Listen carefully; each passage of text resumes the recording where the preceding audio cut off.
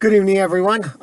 Looking at this week assignment of addressing one of the competencies we found in the assessment that says we need to work on, and looking at that, one of the ones that I scored lower in was on emotional self-awareness, and with that, I can see where some of the ratings were. I was actually harder on myself than some of the people who rated me were. And there was a couple areas where this really stood out to me.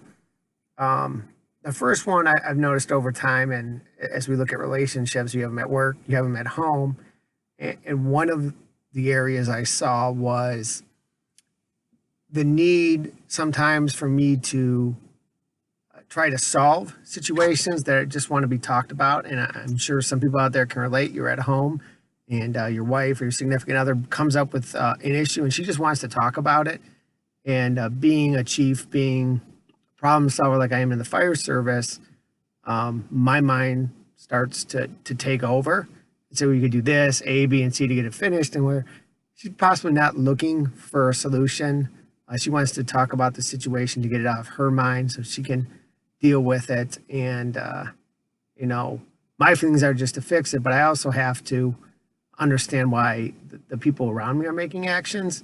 And the other area I scored lower in was empathy. And these two kind of intersect at that aspect of, part of empathy is sometimes just listening to the other person. And when I'm trying to just solve a problem versus listen to that person, there is an area for improvement. And I recognize I do that at times. The assessment talks about trying to understand why those feelings occur. Well, I'm a problem solver. And sometimes it gets lost that we can't solve all the problems, or there's some problems that people aren't bringing to our attention to be solved. They just want to vent, or they just want a person to talk to. And when that's the case, through empathy, through emotional self-awareness, have to recognize those situations as they come up. Building on that too is, knowing my strengths and limits. I tend to take on a lot of projects, and I have a tendency to always say, yeah, I'll do that. Yeah, I'll do that. And sometimes that pushes me past the limits of what I can do to produce a quality result of whatever I'm trying to do. I'm a fire chief. I'm a lieutenant. I'm stepdad of 5 kids and who are all active. And I want to be involved in sports. I want to be involved on the 4-H groups and everything in there, but there's only so many hours in the day. And the more things I found that I get involved in, the lower quality or the lower commitment I can have to each one. So then I'm just doing a little bit in each group versus if I focused on, say, one and say, I really want to, focus on the 4-H group and help the kids that are working in that project.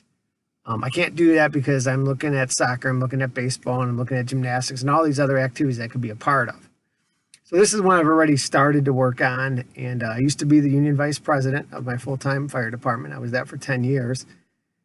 And it just got to the point where I said, you know what, I can't do this the way I need to. It's impacting me at home. I don't have the time to put in to go to the meetings, to do the work that I should really be doing as the union vice president. And I pulled myself back from that. I was able to recognize at the gymnastics, I was part of the booster club board. And again, I didn't really have the time I felt needed to put into the position to do a quality job. So with that, I moved back. And, it was interesting to see that the emotional self-awareness and aware of your strengths and limits is one of the things they look at. And oftentimes, I'm not honest with myself when it comes to the limits that we face and how much we can do.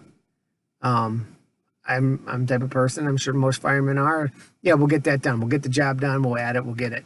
And at work, that can lead to taking on too many tasks, not asking for help sometimes when you should. I do feel I'm okay in that aspect, but I do take on quite a few projects at the fire department that maybe, would be better if I was to delegate some of those more. And, at home, getting involved in all the different projects around the house with different things the kids are involved in, and the family, at some point you have to set a limit of, I have enough time to participate in this many of the kids' activities outside work. I want to have time. I found myself skipping the gym, skipping things I needed to do for my own emotional and physical well-being. My de-stressors of, going to the gym, taking my motorcycle out for a ride. I wasn't doing those things anymore. And after a while, I did start to feel myself getting short, and maybe not doing the best as I should. So,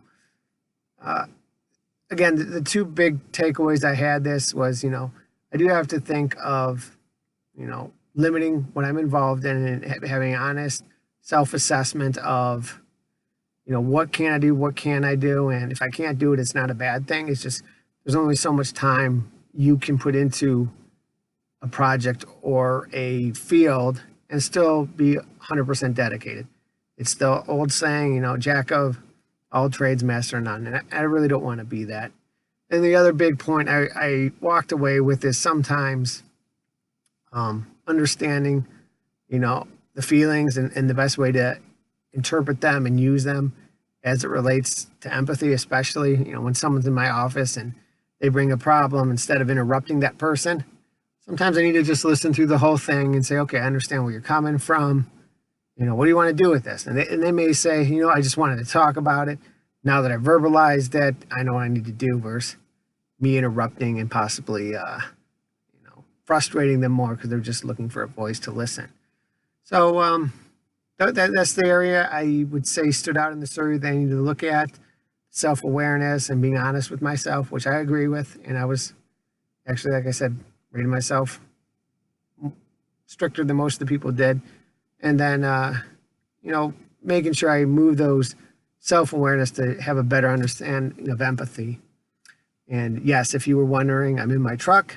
I'm at one of the kids' soccer games and it's pouring outside. So I figured, hey, what better time to get a homework assignment done than sitting at the car in the pouring rain. So you guys have a great night.